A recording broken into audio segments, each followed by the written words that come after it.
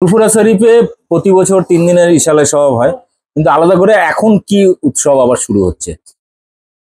দেখেন, ভারতের দ্বিতীয় মুসলিম তীর্থভূমি ফুরফুরা দরবার শরীফ নতুন বাড়িতে প্রতি বছর নয়, এবছর 18 বছর হচ্ছে অল ইন্ডিয়া ব্যাপী কোরআনের কম্পিটিশন, কিরাত প্রতিযোগিতা হয়।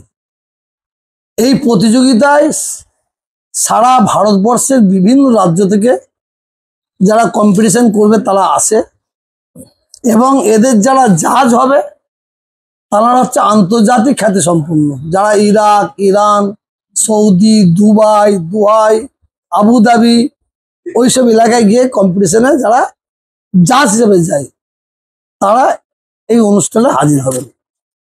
এবং এই 40 জনকে নিয়ে আমরা কোয়ার্টার ফাইনাল করব। তারপরে এর থেকে আমরা নিয়ে আসবো 15 জন সেমিফাইনাল, আর ফাইনাল আসবে 3 জন।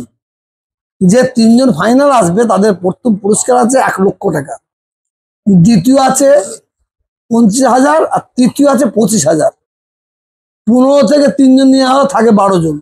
যে 12 জন সেমিফাইনাল আসবে তাদের প্রত্যেককে আমরা 5,000 টাকা করে আমরা পুরস্কৃত করব। এবং এই অনুষ্ঠান কোরআন কম্পিটিশন শোনার জন্য যারা আসবেন তারা আমরা একটা কুপন দেবো, তার নাম, অ্যাড্রেস আর ফোন নম্বর দিয়ে একটা বাক্সে ফেলা হবে। প্রথম দিন কোরআন কম্পিটিশন শেষ হয়ে যাওয়ার পরে বক্স থেকে একটা কুপন তোলা হবে। তো কুপনে যার নাম উঠবে তাকে আমরা সৌদি আরবে ওমরা হজে যাওয়ার যত খরচা তার হাতে সঙ্গে সঙ্গে তুলে দেবো। মানে যারা দর্শক বা শ্রোতা আসবেন তাদের জন্য। দ্বিতীয় তোলা হবে একটা সাইকেল পাবে, তৃতীয় তোলা হবে একটা সাইকেল পাবে। এটা প্রথম দিন। দ্বিতীয় দিনে ঠিক একই অবস্থা থাকবে, একই অবস্থা থাকবে।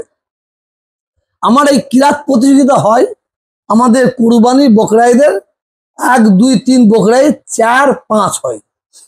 কিন্তু আমরা হিন্দু মুসলমান এখানে বসবাস করি, আমাদের সম্প্রীতির বাংলা। এবারে কুরবানির 3 দিন পরে এখানে কালী পুজো হয়, প্রায় 50 বছর ধরে হয়, আর আমাদের 18 বছর এটা হচ্ছে। তো আমরা ওই কালী পুজো প্রতি বছর হয়, আমার হিন্দু মা বোনেরা সবাই আনন্দ করে তার পুজো উৎসব পালন করে। তাদের জন্য আমরা এবছরে আমরা দিনটা শুধু এই বছরের জন্য পিছিয়ে দিচ্ছি। পিছিয়ে দিয়ে আমরা 14, 15 অর্থাৎ আগামী শনিবার এবং রবিবার করেছি। আজকে আমার হিন্দু ভাইদের পুজো উৎসব মিটে গেছে, এবার আমাদের 14, 15 আমরা অনুষ্ঠান শুরু করব। এই অনুষ্ঠানে বাংলার বিভিন্ন জায়গা থেকে মানুষ আসবে, এবং আরো অন্যান্য ভিআইপিরা আসবেন। ইউসুফ পাঠান তার আসার সম্ভাবনা আছে।